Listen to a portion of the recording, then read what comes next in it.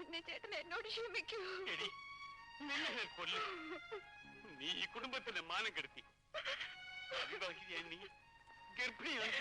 ഈ ലോകം അറിഞ്ഞാൽ പിന്നെ ഞാൻ എന്തിനു ജീവിച്ചിരിക്കണം? വലിയ തെറ്റാണ് നീ ചെയ്തത്.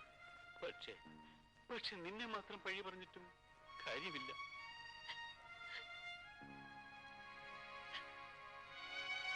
എന്റെ പെങ്ങൾ വളർന്നത് കാണാൻ കഴിയാതെ പോയ ഞാനും തെറ്റുകാരനാണ്. നിന്റെ വയറ്റിൽ കിടക്കുന്ന കുഞ്ഞിന്റെ അച്ഛൻ ആരാണെന്ന് പറയൂ. എന്ത് നഷ്ടപ്പെട്ടാലും ശരി, ആ വിവാഹം നടക്കും. അയാൾ ആരും ആയിക്കോട്ടെ, ചേട്ടൻ നിങ്ങളുടെ വിവാഹം നടത്തി തരാം. ആരാണെന്ന് പറയൂ. പൂന്തോപ്പിലെ ശേഖരേട്ടൻ. ശേഖരപിള്ള? മിസ്റ്റർ, ഞാൻ അവിവാഹിതനാണ്. വീട്ടിൽ കയറി വന്ന അനാവശ്യം പറയുന്നു. നിങ്ങൾ നിഷേധിക്കുകയാണോ? എനിക്ക് പല സ്ത്രീകളായിട്ടും ബന്ധമുണ്ടാവാം. അത്തരം കേസുകളൊക്കെ ഞാൻ അപ്പപ്പോ പിരിച്ചുവിടുകയാണ് പതിവ്. അപ്പോൾ എന്റെ സഹോദരി? ഒരു പ്രോസ്റ്റിറ്റ്യൂട്ടിന്റെ സഹോദരി എന്ന് പറയാൻ നിങ്ങൾക്ക് ലജ്ജയില്ലേ മനുഷ്യ?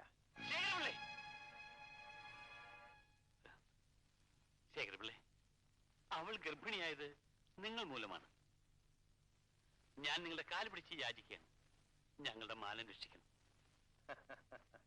മാനം രക്ഷിക്കാനാണെങ്കിൽ വല്ല ഡോക്ടർമാരെയും രഹസ്യമായി കാണുകയാണ്. ശേഖരപിള്ളേ, ഇതിന് ഉത്തരവാദി നിങ്ങളാണെങ്കിൽ. അല്ലെന്ന് ഞാൻ തെളിയിക്കാം. നിങ്ങൾ പോണം, എനിക്ക് വേറെ ജോലിയുണ്ട്.